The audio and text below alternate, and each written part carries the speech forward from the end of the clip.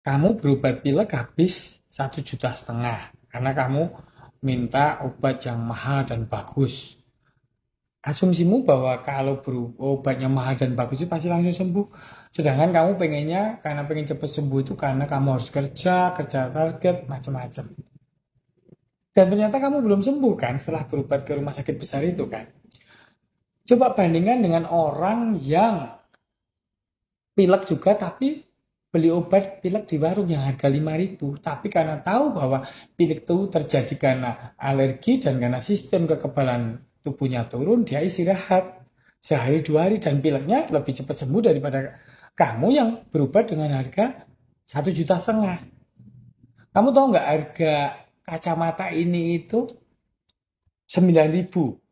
Saya suruh purchasing memang belanja ke tempat yang termurah untuk kacamata di pasar rumput. Sedangkan orang lain mungkin punya kacamata, ini hanya kacamata baca loh ya, kacamata plus. Orang lain beli ada yang harga 500.000, ada yang 1 juta, ada yang 2 juta, ada yang 5 juta. Sedangkan nilai guna kacamata ini itu hanya untuk membaca.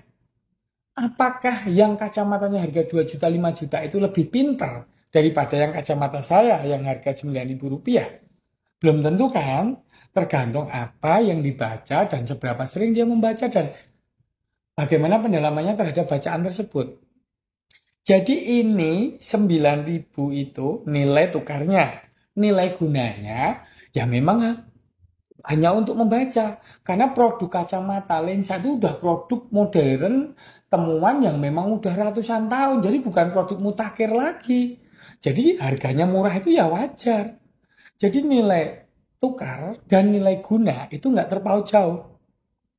Beda dengan yang nilai tukarnya seharusnya 9.000, walaupun frame-nya katanya bagus, tapi ini juga udah tahan 9 bulan, nggak patah, sama yang harga 2 juta, 5 juta. Rugi nggak?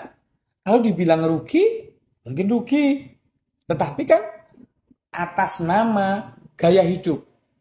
Nah, gaya hidup ngikutin konsumerisme zaman kapitalisme kayak gini tuh, yang baru, yang banyak, yang mahal, itu yang bagus.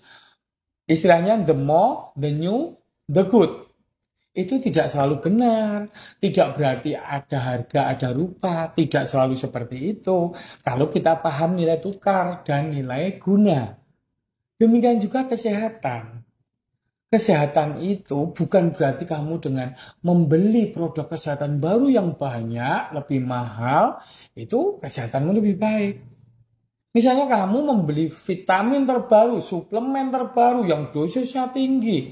Apakah kamu kualitas kesehatannya akan lebih baik daripada orang desa yang nggak pernah makan vitamin?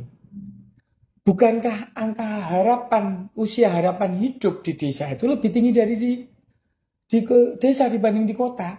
Untuk menjaga kesehatan ekonomi maupun kesehatan badan lebih baik maupun kesehatan jiwa lebih baik itu prinsipnya mengurangi, bukan menambah. Kok sekarang terjadi banyak penyakit sindrom metabolik, diabetes, hipertensi, kemudian kolesterol tinggi, dislipidemia, ya karena orang terlalu banyak makan.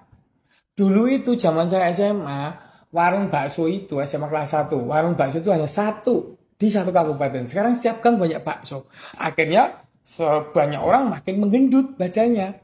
Menggendut, dan akhirnya itu sebagai awalan dari terjadinya sindrom metabolik. Gendut itu sudah orang obesitas itu sudah sepertiga penduduk bumi dari 7 miliar. Jadi seperti ibarat fenomena gajah di dalam ruangan ini. Saking banyaknya, saking gedenya, gajah imajinatif tadi tidak kelihatan. Makanya kesehatan itu bisa diperoleh dengan cara mengurangi. Mengurangi makan, mengurangi lelah, mengurangi banyak pikiran, mengurangi kecemasan, mengurangi jumlah nasi yang masuk ke perut kita, mengurangi minuman manis.